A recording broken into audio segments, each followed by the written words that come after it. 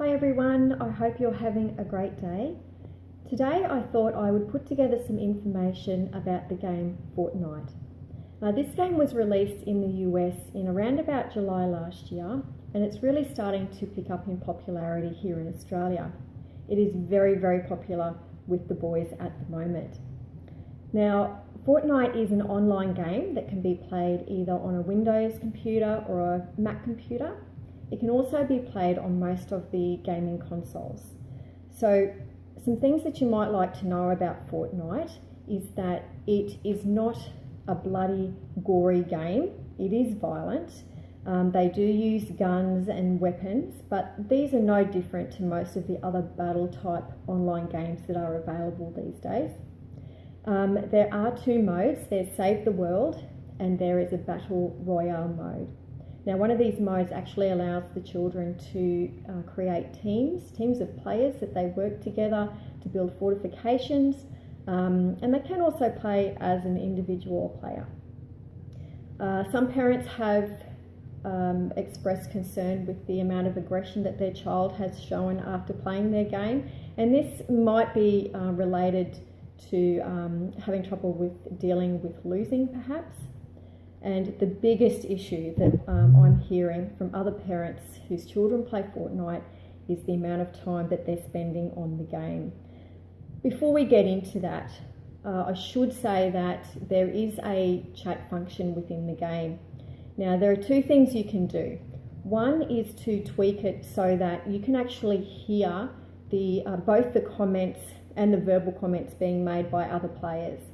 Now, the game itself does not contain profanities. However, you can't stop other players from swearing or from writing filthy words. So your children could be exposed to swearing whilst playing the game Fortnite. The other thing to know is that they can communicate or chat with other players, but there is an option on the gaming consoles where you can create what's called a private party. And you can invite their friends to play with them, just their friends, and actually mute other players. That's really important to know who your child is communicating with. It probably is important to have the player in a common room of the house so that not only you can see what's going on, you can hear what's going on as you're walking past. Now, back to managing the amount of time that your boys or your children are spending playing this game. One thing that you probably need to know is that most of the battles that they play go for about 20 minutes. So that's important to factor in when you're talking to them about how long they're allowed to play the game. And also they're playing as a team, so they're not going to want to let any of their other team players down by stopping the game. What you might have them do is go away and have a think about when they think they should be allowed to play the game and how long they think they should be allowed to play it for. Get back together and create what I would call a gaming contract with them. So on this contract, you'll talk about when is an appropriate time to play, where, making sure that it's in somewhere open within your home, and how long, remembering that these battles take about up to 20 minutes. Now, while you're putting together the agreement, you should probably also talk to them and include in the agreement some consequences for what will happen if they don't follow the agreement.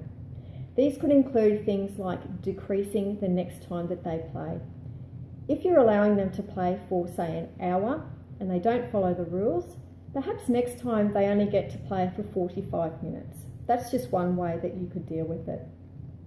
Now, how are you going to know if they've been playing for an hour or not? Use a timer.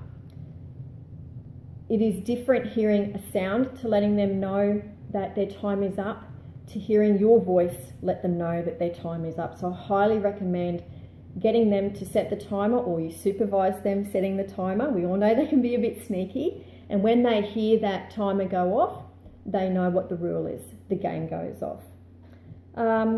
Another thing on the contract you might like to have is that if they are going to play with other players, or they're going to invite players to play with them and chat, that they ask you first to supervise that, just so that you know exactly who they're communicating with.